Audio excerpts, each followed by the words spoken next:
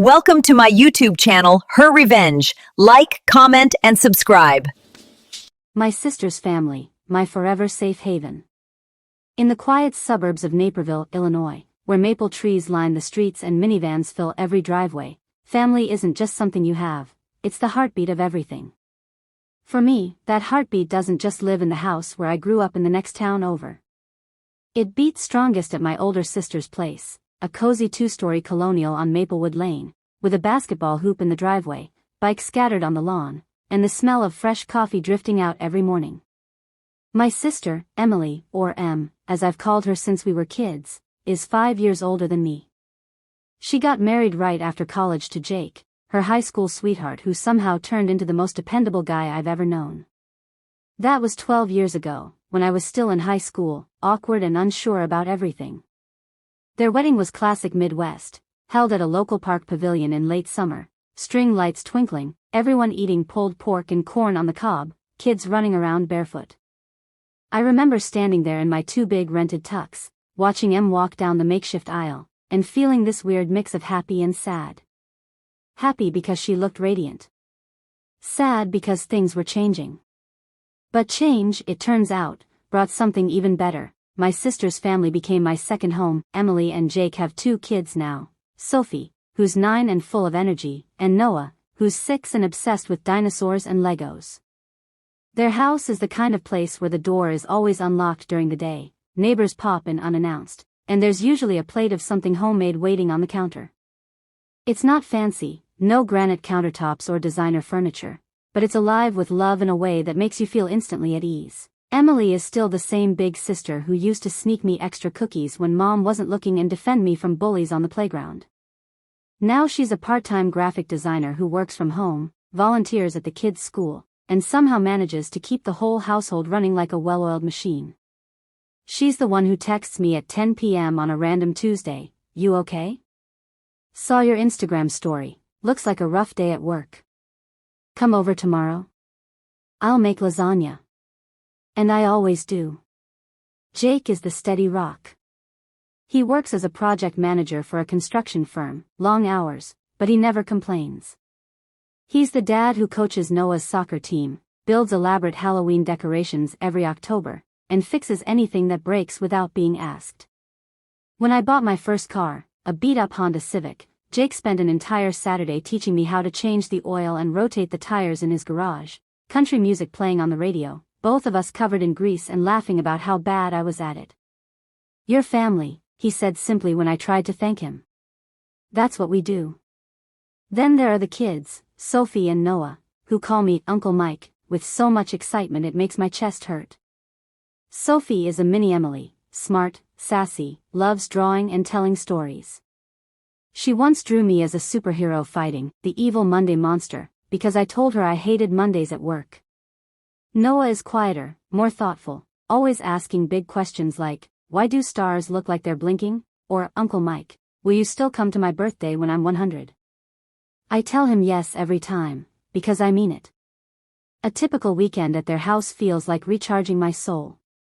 I usually drive over on Saturday morning, Starbucks coffee in hand. Emily's weakness is their pumpkin spice latte, even in summer.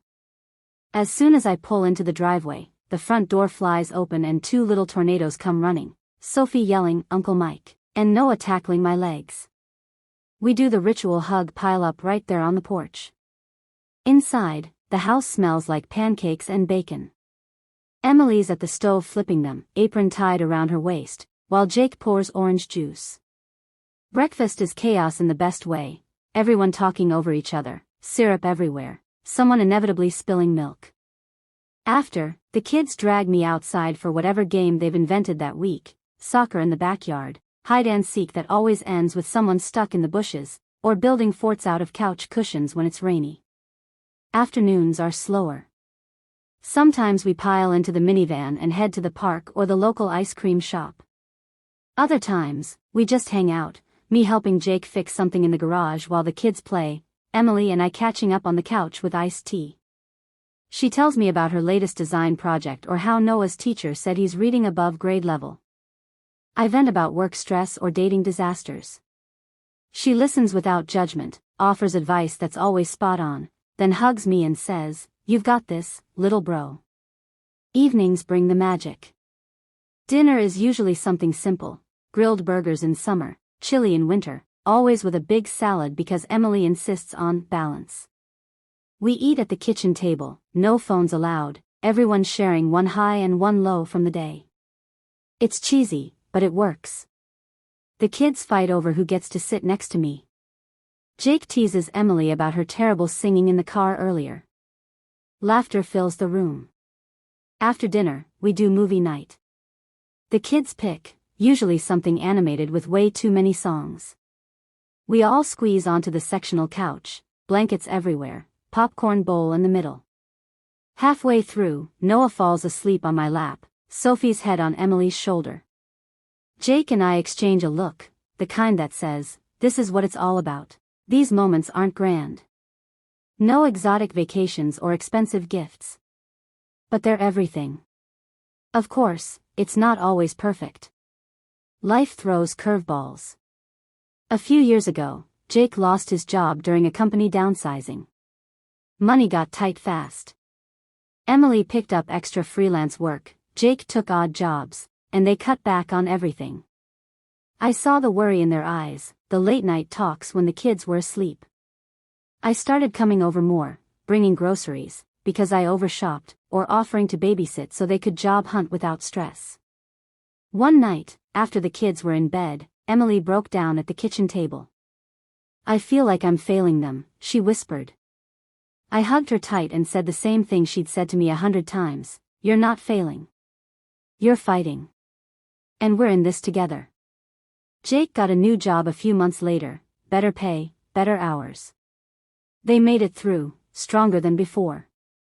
Then there was Sophie's appendicitis scare last year. Emergency surgery at 2 a.m., us all in the waiting room at the children's hospital, drinking terrible coffee and holding hands.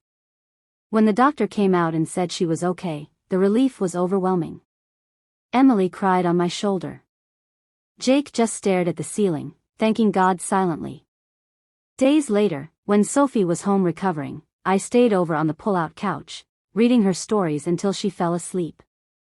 That week reminded me how fragile everything is, and how much we need each other. The kids have taught me more than any self-help book ever could. Sophie's determination when she learned to ride a bike without training wheels, falling, getting up, trying again, mirrors how Emily taught me to keep going after my own failures. Noah's pure joy over the smallest things, a new Lego set, a sunny day, reminds me to stop taking life so seriously. I've learned so much from this family. Love shows up in the everyday stuff, making someone's favorite meal, showing up when they're scared, texting, thinking of you, on a hard day. Marriage isn't about perfection, it's about choosing each other every day, even when it's hard.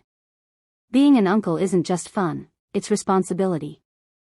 Showing up consistently, being a safe person they can talk to.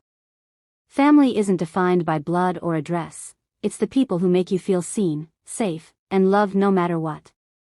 I dream about their future all the time. Sophie becoming an artist or writer, Noah maybe a paleontologist digging up T-Rex bones.